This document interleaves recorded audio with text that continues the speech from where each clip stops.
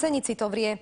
Dôvodom je rozhodnutie mestských poslancov, ktorí ešte vo februári odklepli predaj akcií Bratislavskej vodárenskej spoločnosti mestu Skalica.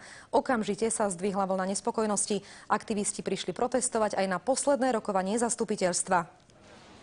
Protestujúci vyjadrili svoj nesúhlas s predajom akcií pred budovou radnice. Nechýbali transparenty s pichľavými textami. Celé to bolo netransparentné a tá cena je podozrivá, keďže je to iba 2 eurá za akciu a pritom to má byť 44,84. Pán primátor Parizek nás jednoducho podvádza. Predávať vodu alebo akcie je nezmyselné. Je ten predaj nezákonný, respektíve postup, ktorý zvolilo mesto, mestský úrad ako nezákonný. Už od roku 2005 sa predávajú tie akcie. Najprv sa predávali za 3,2 eurá a teraz 1,88.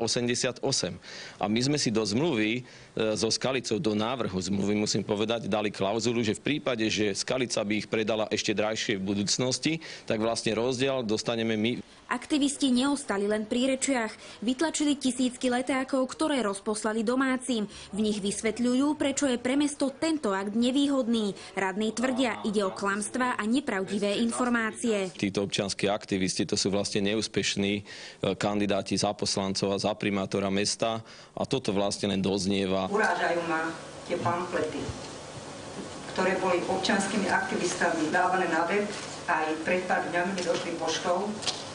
A robia tu z nás, čítam doslova, nejakých špinavých kšeftárov. Problémom sa zaoberala aj okresná prokurátorka. Tá tvrdí, že mesto malo porušiť zákon. Jej protestu však poslanci na poslednom rokovaní nevyhoveli. Opakovane budem hlasovať len za predaj akcií. Dokopy ide o viac ako 238 000 akcií za vyše 476 000 eur. Bratislavská vodárenská spoločnosť sa nebude vyjadrovať ku vzťahom medzi našimi dvoma akcionármi. Uznesenie o predaji akcií je teda platné. Teraz to prokurátorka môže, ale nemusí dať na súd. Monika Kardošová, Slovenská televízia.